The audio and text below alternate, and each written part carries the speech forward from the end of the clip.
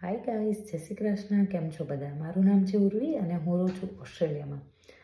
તો હમણાં જે ઓસ્ટ્રેલિયામાં મેલબર્ન ગુરુકુળનો જે કાર્યક્રમ યોજાનો હતો, જે મૂર્તિ પ્રતિષ્ઠા, એમાં જગદીશભાઈ ત્રિવેદી આવેલા હતા ડાયરા માટે.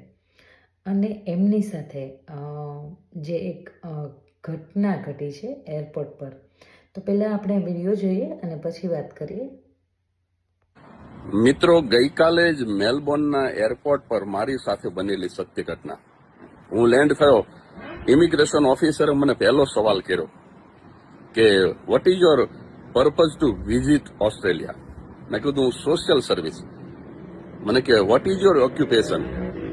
મેં કીધું not occupation but passion only. મને કે વોટ આર યુ ડુઈંગ. મેં કીધું I am making people laugh. મને કે oh you are stand up comedian. મેં કીધું યસ. મને કે then you are earning lots of money.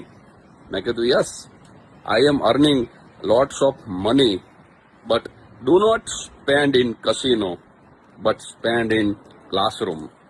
Do not spend for my children, but spend for poor children. અને આ સાંભળીને એટલો બધો રાજી થયો. મને કે wow, you are an Indian with big heart. અને મેં એને એટલું જ કહ્યું કે this is identity of Indian. એ માણસે સાહેબ આમ રાજી થઈ અને મને સ્ટેમ્પ મારી દીધો. આ મારું ગૌરવ નથી વધ્યું ઓસ્ટ્રેલિયાની ધરતી ઉપર, પણ હું માનીશ કે હિન્દુસ્તાનનું ગૌરવ વધ્યું છે. વંદે માતરમ.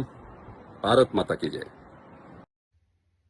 તો આ ઘટનામાં એવું છે કે જ્યારે એ જગદીશભાઈ ત્રિવેદી ઉતર્યા અને એમની સાથે જે એરપોર્ટ પર જે ચેક કરતા હોય એમણે ઇમિગ્રેશનના માણસ, એમણે વાત કરી કે તમે કયા પર્પઝથી આવો છો, શા માટે આવો છો.